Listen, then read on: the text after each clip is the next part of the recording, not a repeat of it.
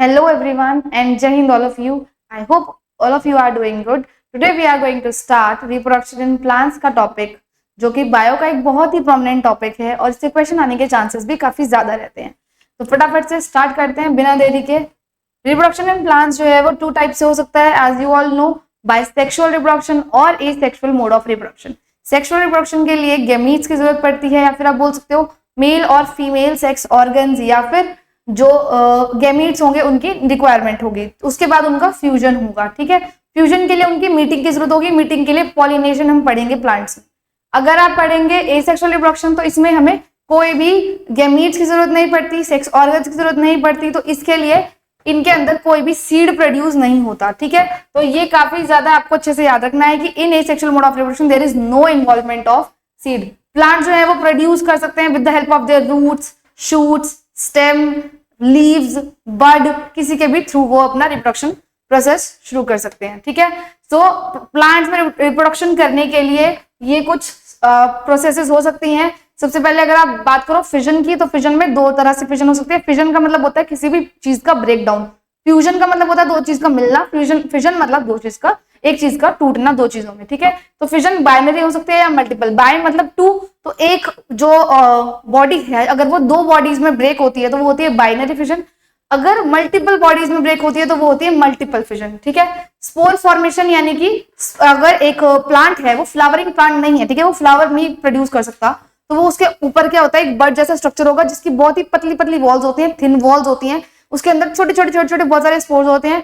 जब वो पूरा मेच्योर हो जाता है, ठीक है, स्पोरेंजियम बोलते हैं उसको, हम क्या बोलते हैं, स्पोरेंजियम। ठीक है, जब वो स्पोरेंजियम पूरी मेच्योर हो जाती है फिर वो क्या करती है, अपनी पतली सी आउट कवरिंग जो है उसकी, उसको बर्स्ट करती है।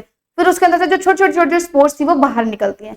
वो बाहर निकलने के बाद हवा में इधर उधर उड़ती हैं और उसके बाद जहां भी हो जाके फेवरेबल उन्हें कंडीशन मिलती है, ठीक है, जहां पर उनका टेम्परेचर, मॉइस्चर सब कुछ अवेलेबल होता है, बढ़िया सॉइल होती है, वहां पर वो जर्मिनेट कर जाती है। ठीक है, तो इसमें बहुत सारी स्पोर्स एक स्पोरेंजियम के अंदर से निकल के उड़ती हैं और जहां जहां उनको जर्मिनेट होने की कंडीशंस मिलती हैं वहां पर वो जर्मिनेट हो जाती है।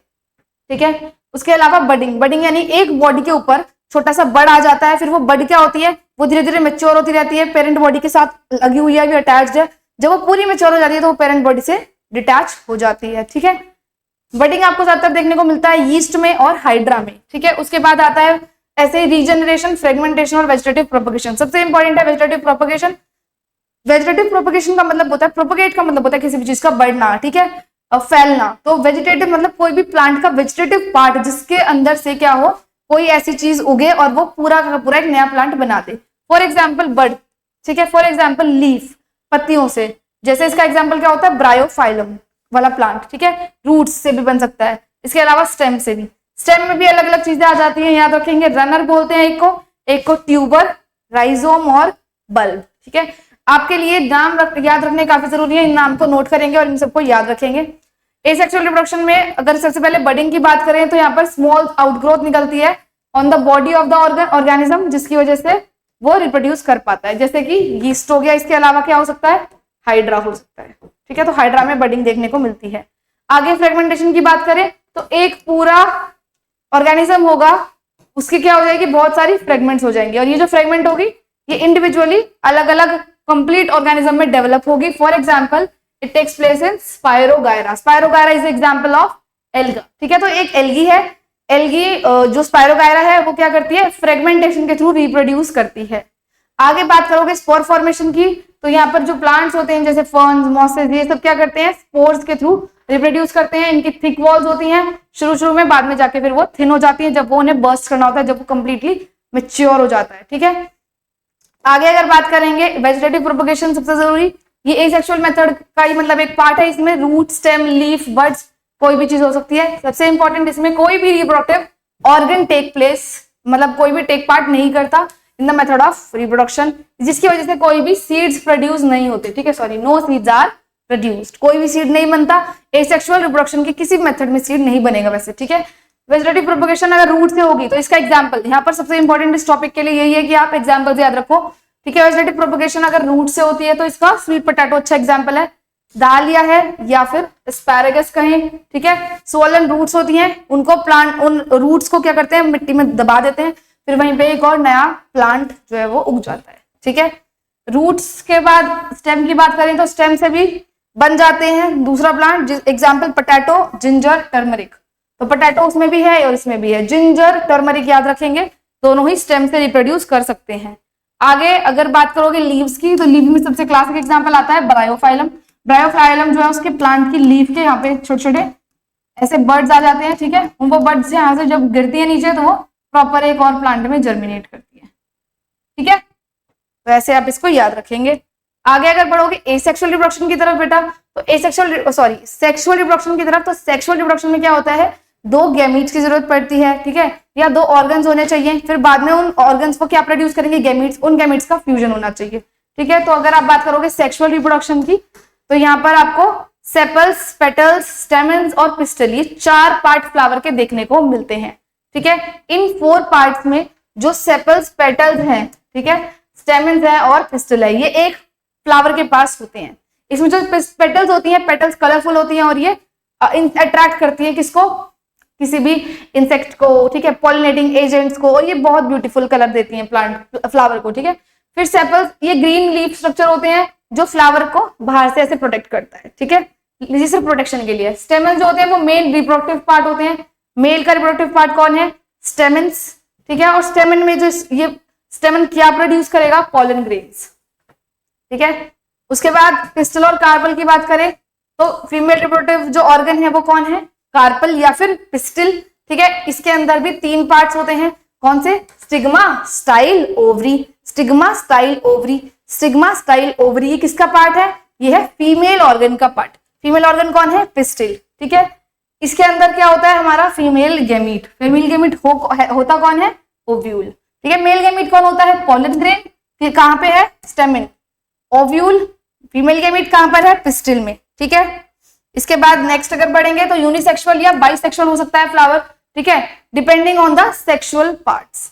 अगर बाइसेक्सुअल कहेंगे तो उसके पास दोनों ही पार्ट होंगे, फीमेल वाला भी और मेल वाला भी, यानी पिस्टल भी होगा और स्टेमन भी होगा, तो वो क्या होगा हमारा bisexual flower. For example rose, hibiscus, gulmohar, ठीक है, मस्टर्ड, ये सभी क्या है, बाइसेक्सुअल, यानी इसके पास क्या होता है, स्टेमन भी होती है और पिस्टल भी होती है। यूनिसेक्सुअल फ्लावर क्या होते हैं बेटा, कोई भी ऐसा फ्लावर जिसके पास या तो स्टेमन हो या फिर पिस्टल हो, या तो मेल हो या फीमेल हो। इसका एग्जांपल कौन है, कुकुम्बर है, मेज है और पपाया है। पपाया और मस्टर्ड काफी क्लासिक है, याद अच्छे से रखना इनका एग्जांपल, मतलब ये पूछ सकते हैं आपसे, ठीक है। आगे पॉलिनेशन, जैसे ह्यूमन बीइंग्स में होता है फर्टिलाइजेशन, ठीक है, ऐसे ही हमारे प्लांट्स में फर्टिलाइजेशन के लिए जरूरी है क्या, पॉलिनेशन, यानी मेल गैमीट का फीमेल गैमीट तक पहुंचना जरूरी है, ठीक है।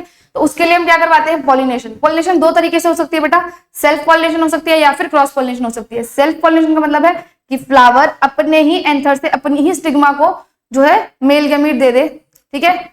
ऐसे बोल सकते हो कि अपना ही जो उसका ओव्यूल है यानी फीमेल गैमीट है और अपना ही जो है मेल गैमीट हो, ठीक है। तो मेल और फीमेल एक ही फ्लावर में अगर रहेगा, फर्टिलाइज वहीं पर हो जाएगा, तो ये क्या होगा, सेल्फ पॉलिनेशन। दूसरा होता है दूसरे प्लांट में जाएगा, ठीक है, एक ही फ्लावर एक ही और उसमें दूसरा फ्लावर, ठीक है। तो इस तरीके से क्या होता है, अब इसमें भी क्लासिफिकेशन है, इसको थोड़ा और डिटेल में आपको ये पिक्चर और ज्यादा अच्छे से समझाएगी।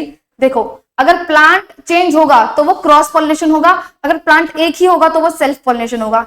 एक ही प्लांट के 2-2 फ्लावर्स हैं, ठीक है, तो भी सेल्फ पॉलिनेशन। एक ही प्लांट का एक ही फ्लावर है तो भी सेल्फ पॉलिनेशन। 2 अलग अलग प्लांट्स के फ्लावर्स अगर पॉलिनेशन करते हैं तो वो होती है क्रॉस पॉलिनेशन, ठीक है बेटा। अगर इसी यहाँ पर अगर आप देखो, इसी फ्लावर की अगर ऐसे हो रही है फर्टिलाइजेशन, तो ये क्या है, सेल्फ पॉलिनेशन। इसका नाम क्या होता है, ऑटोगेमी, ठीक है। और इस गेमी यहाँ पर ऑटोनॉमी नहीं, ऑटोगेमी, ठीक है बेटा। अगर यहां से ये गेमी लिख लेंगे इसको, अगर ये इस फ्लावर से दूसरे प्लांट के फ्लावर, देखो पूरा प्लांट चेंज हो गया, ये दूसरा प्लांट है, दूसरा प्लांट है, अगर दूसरे प्लांट में जाएगा तो ये क्या कहलाएगी, ये कहलाएगी जीनोगेमी, ठीक है, जीनोगेमी। अगर एक ही प्लांट है लेकिन 2 अलग अलग फ्लावर हैं सेम प्लांट के, तो सेल्फ पॉलिनेशन ही है, लेकिन उसको हम बोलते हैं गिटेनोगेमी।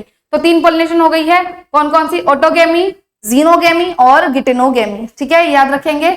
ऑटोगेमी में अपना ही फ्लावर, एक ही फ्लावर होता है, जीनोगेमी में 2 अलग अलग प्लांट के 2 अलग अलग फ्लावर होते हैं, और गिटेनोगेमी में एक ही प्लांट के 2 अलग अलग फ्लावर्स होते हैं।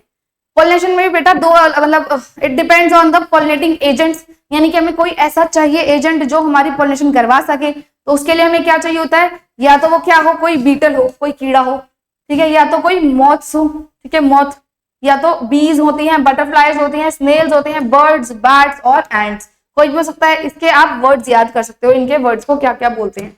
यहाँ पर जैसे अगर एबायोटिक एजेंट है यानी हवा है या पानी है, हवा से पॉल्यूशन होगी तो उसको बोलेंगे एनीमोफिली, पानी से अगर होगी पॉल्यूशन तो हाइड्रोफिली, जो एक्वेटिक प्लांट्स में होती होगी, ठीक है। अगर वो होगी बीज से तो उसे बोलेंगे मेलिटोफिली, अगर वो होगी बर्ड से तो ऑर्निथोफिली, बैट से तो चेरेप्टोफिली, और यहाँ पर एंड से भी दी हुई है, स्नेल से आप किसी का भी इसके एक बार गो थ्रू कर सकते हो, आपके बैक ऑफ द माइंड में इसको रख सकते हो। यहाँ पर इस पूरी प्रोसेस को समझा दिया गया है कि किस तरीके से आपका पॉलिनेशन के साथ साथ फर्टिलाइजेशन कैसे होता है। तो बेटा fertilization takes place in the ovule, ये याद रखेंगे कि फर्टिलाइजेशन होता कहाँ पे है, ओव्यूल में होता है, ठीक है। Where the egg and the pollen grains fuse, यहाँ पर एग और पोलन ग्रेन दोनों फ्यूजन होती है यहाँ पर। उसके बाद फर्टिलाइज्ड एग जो है वो बाद में डेवलप होता है एम्ब्रियो में, और ओव्यूल कन्वर्ट हो जाता है सीड में। सबसे इंपॉर्टेंट पॉइंट क्या है कि फर्टिलाइज्ड एग जो था अब उससे क्या बनेगा, ठीक है। तो जो एग था फर्टिलाइज्ड एग, उससे क्या बनता है, एम्ब्रियो, ठीक है। और जो मतलब ओवरी, इसमें भी आप एक चीज लिख सकते हो कि जो ओवरी है उससे फ्रूट बनता है, फ्यूचर फ्रूट, ठीक है। तो फ्यूचर फ्रूट क्या है, ओवरी है, और फ्यूचर सीड कौन है, ओव्यूल। ओव्यूल से सीड बन जाएगा बाद में, और ओवरी से फ्रूट बन जाएगा। तो इस तरीके से सीड जर्मिनेट होता है और एक न्यू प्लांट को प्रोड्यूस कर पाता है। आई होप कि आपको इसमें पूरा reproduction in plants chapter complete clearly हो गया होगा। इसके अलावा अब आप एमसीक्यूज प्रैक्टिस कर सकते हो आराम से, कोई भी प्रॉब्लम आती है तो कमेंट सेक्शन में पूछ सकते हो। इसके अलावा आप भी मुझे आइडियाज दे सकते हैं। अगर आपको सेशन अच्छा लगा हो तो मुझे कमेंट में जरूर बताइए। अब मैं आपको मिलती हूँ अगले अमेजिंग सेशन में, तब तक के लिए टेक केयर, जय।